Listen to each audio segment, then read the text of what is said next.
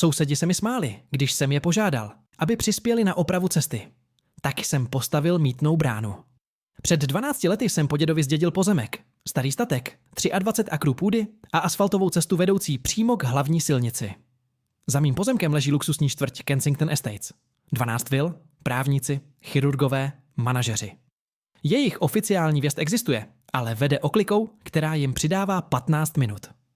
Moje cesta byla zkratka. 20 let ji používali, jako by jim patřila. Děda nikdy nic neřekl. Byl hodný. Já nejsem můj děda. Provoz se zhoršoval. SUV, sportáky, dodávky. Každý den přes můj pozemek. Cesta se rozpadala. Výmoly, praskliny, špatné odvodnění. Oprava měla stát $6,000. Spočítal jsem to jednoduše. 12 domácností, $500 od každé. Férové. Šel jsem na jejich schůzi s fotkami a rozpočtem. Slušně jsem je požádal o příspěvek. Oni se mi vysmáli. Předseda Jeffrey Whitmore se už klíbil. Ta cesta se používá desítky let. Je skoro veřejná. Máme na ní právo. Jeho žena dodala. Možná prodejte kus pozemku, když nemáte na údržbu, zlatíčko. Celá místnost se smála. Odešel jsem beze slova. Druhý den jsem najal geodeta. Výsledek byl nádherný. Cesta ležela celá na mém pozemku. Žádné věcné břemeno. Žádné právo průjezdu. Právnička mi potvrdila, že cestu můžu zavřít. Nebo spoplatnit.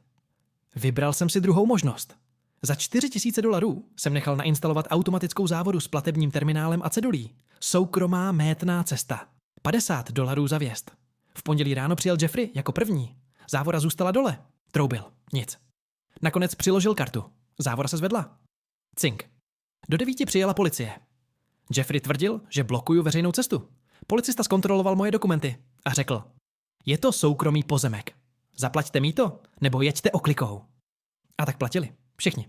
12 domácností. 2 cesty denně. $50 za průjezd. První měsíc mi to vydělalo přes $36,000. Pak jsem cenu snížil na 25. Nejsem bez srdce. Jen podnikavý. Zkusili mě žalovat. Prohráli. Pak nabídli původních $500 na domácnost. Tentokrát jsem se smál já. Z peněz za první rok jsem nechal cestu kompletně opravit. Nový asfalt, perfektní odvodnění, hladká jako sklo. A pak jsem přidal druhou závodu u výjezdu. $10 za odjezd. Každé ráno sedím na verandě s kávou a sleduju Jeffreyho, jak přikládá kartu. A vyhýbá se pohledu do kamery. Cink.